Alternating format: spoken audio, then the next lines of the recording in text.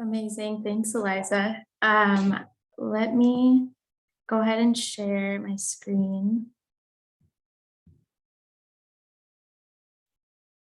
And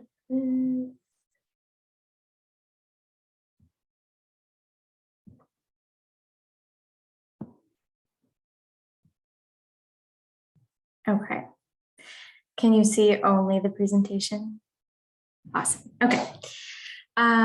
So yeah, as Eliza mentioned, I am Sabrina. I've been working with the Shasta Land Trust for this last service year.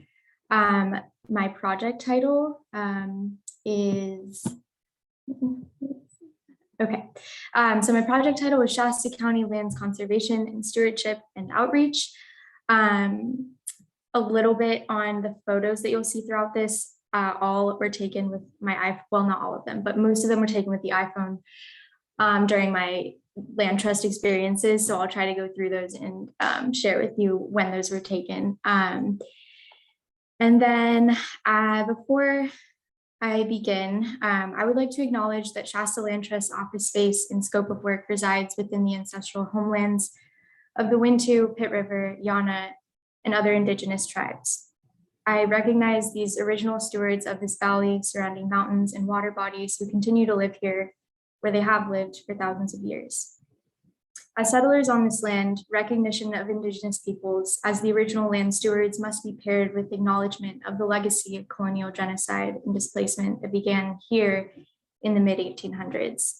Indigenous peoples in this area continue to be disproportionately houseless and landless despite their resilience, resistance, and organizing efforts that have helped them take back a fraction of their ancestral lands. So in thinking about how to conserve land in a just way, it seems necessary to do so through and only through revolutionary processes that undo the centuries-old system of oppression. Furthermore, centering Indigenous knowledge and leadership in present and future conversation around responsible, compassionate land management of all these protected areas has to be the way we all move forward. So with that, I will go ahead and provide a little bit of context into Shasta County. So Shasta County is located in far northern California, at the northernmost end of the Sacramento Valley. Redding, where the Shasta Land Trust headquarters are and where I am currently living, is situated in the valley itself, and then the rest of the county is located in the surrounding mountain ranges and foothills. The mountain ranges around here include the coastal ranges out to the west, and then the Cascade Range coming down from the north into the east. It's a really diverse forest habitat with mixed conifer, oak woodland, and a lot of grasslands too. It's an incredibly beautiful place. And so looking a little bit at who lives here, there's proportionately lower diversity than in the rest of the state. It is predominantly white.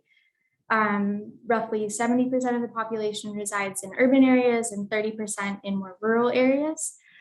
So there's a low relatively population density here and a lot of undeveloped land. And then in terms of economy and land use, a lot of revenue is generated by the private timber industry and crop and livestock agriculture. And then to a lesser extent, outdoor recreation is also a big draw up here. Politically speaking, this is a majority red county, and this conservative leaning has creates a really interesting tension between the work that the Land Trust does and a lot of folks in the area who do not believe in a human-caused climate crisis. And that being said, there is a large support base for land conservation in the area and the work of SLT, Shasta Land Trust. And then some common environmental threats: drought, wildfire, particularly made worse by forest mismanagement and fire suppression efforts for the last few centuries, and then the threat of development as well.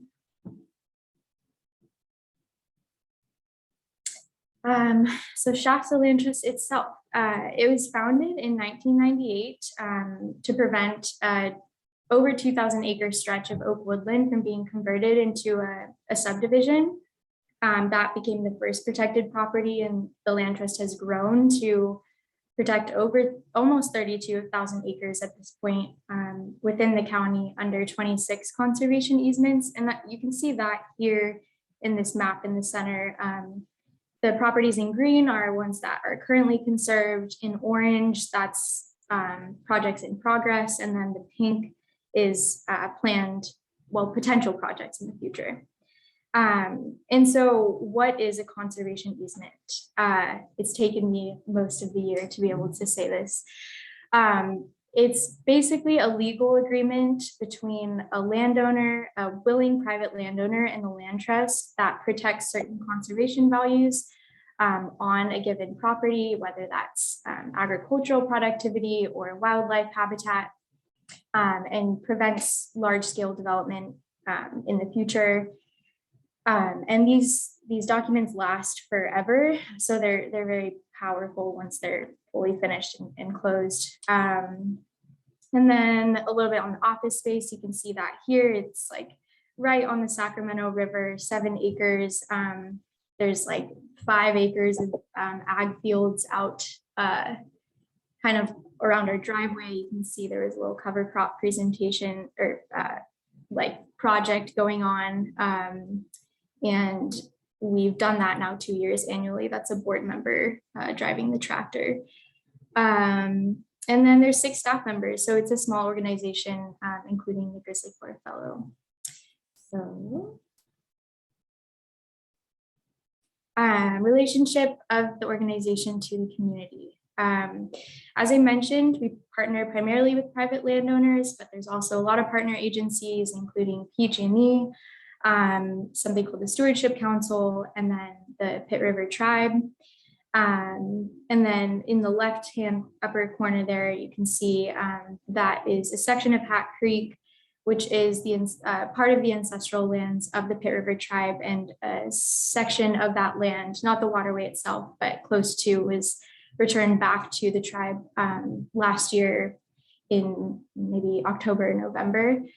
And then there's the Wild Waste fundraising program.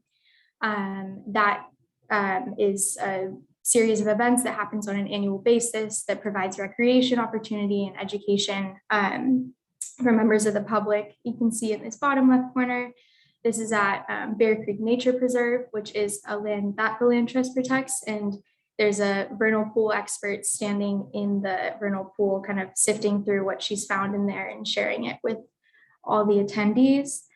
And then kind of zooming out and thinking like, what are the overall benefits that the land trust provides, building local climate resilience, facilitating or playing a part in getting land back to the Pitt River Tribe, supporting local agriculture, and then to a lesser extent, maintaining public access to outdoor recreation opportunities. So where did I come in all of this? I came into the year focused on these first 2 goals in education and outreach, with the last 2 kind of being more peripheral. Those were the stewardship side of my role, but throughout the year, things shifted a lot as the needs of the organization changed, as staffing shifts happened. And also as I expressed more interest in wanting to move into these types of stewardship projects. And I was really grateful that my advisors were willing to kind of let me move in that direction. And I'll get into more of the specifics on all these, but as you can see in this photo, there's Mount Shasta in the background. And I took this at a site visit to a potential new protected property. We went out and visited with something called the Lands Committee. So that was a fun day. Okay, so this was really kind of the first half of my year, the communications expansion. Did a lot of social media at the beginning. In the left bottom hand corner, you can see the cover crop post. That was when we went out and seeded to do soil enrichments. And then also I once spring started, tried to do a sort of a Wildflower Wednesday campaign and have people, followers comment on what kind of flower they thought it was. That had inconsistent participation, but I had fun with it. And then I also was producing some website content. So I wrote a blog after prescribed fire training that I was able to go to in the Klamath Mountains, monthly newsletters that you can see up on the left-hand corner there. And then also some volunteer coordination as well, which you can see in that top right-hand corner. So when it came to educational programming, the big goal for me originally was to build out a basically on-site at our office space education program for local youth. But that turned out to be really difficult with the continuation of the pandemic and just the kind of financial situation of a lot of nonprofits in the area that we were hoping to partner with. So instead, I kind of switched gears and brought back a lecture series that we used to hold before the pandemic in person. When I brought it back, it became fully virtual. And these are some of the examples of talks that were given. Back in March, there was a prescribed fire talk. And then last month, we had fellow GrizzlyCorps member Shay Callahan talk about her research on salamanders. So these lectures all had relevance to either the work that we were doing up here or to this area of California.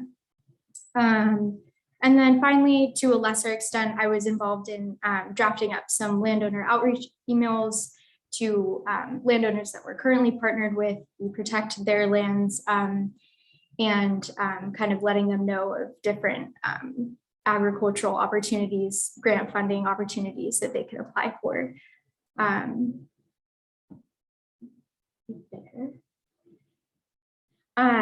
Then moving into the stewardship side of things, which was really the second half of my year, as I mentioned, there's really two main groups of projects going on.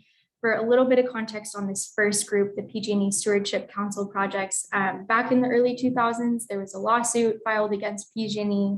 And from that settlement agreement, basically PG&E had to give a lot of land back to various groups around the state with conservation easements placed on those lands. And so that's where the land trust comes in and all this. So I was involved in corresponding a lot with PG&E folks, making edits to the technical documents that we were working on together. And then once the stewardship director came back in June from maternity leave, she took back over those projects, and I moved into the second type of projects, which was Sustainable Agricultural Lands Conservation Program. And that focuses, as the title suggests, on agricultural lands.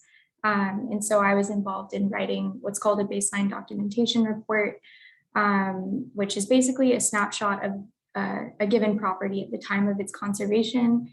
So I was researching physical, biological conditions on the property and involved in documenting it with photographs.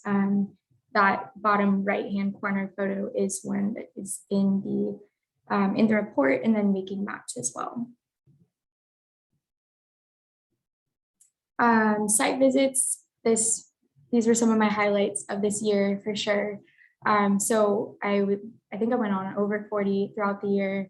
We would, and this is something that the land trusts have to do with all the protected properties, is go out to each one that is conserved and make sure that no serious changes are happening, no violations of the conservation easement are happening. So I was taking data with the tablet that we had, creating maps from this data. And then through the training hours that we were allotted through GrizzlyCorps, I also took an intro to GIS course at Shasta College. So yeah. So that's basically a very quick overview of what I've been up to this year. Reflecting on everything, I think I definitely increased capacity. And I'm really excited to see where the land trust goes in terms of, right now they're developing a climate smart strategic conservation plan. which will basically enable them to use that plan to strategically identify lands and areas in this county that will improve local climate resilience in the face of climate change. And also, I thought a lot about this year land stewardship in conjunction with land conservation as being really important. And I know the Land Trust is trying to move towards that in the coming years. Building out landowner partnerships is also something that is on the horizon. I tried to do a little bit of that with the landowner outreach emails, but hopefully more of that to come. And then also continuing to ask not only why are we conserving land from an ecological standpoint, but also who is land being conserved for? Because otherwise, without asking this question, we run the risk of continuing to perpetuate a colonial structure of white land ownership. And that's why it's really exciting that the Land Trust is continuing on with more projects that facilitate the return of land to its Indigenous caretakers. So these are my references, and big thank you to Shasta Land Trust, to GrizzlyCorps, to my housemates, my friends and family who made this year everything that it was. And that is all.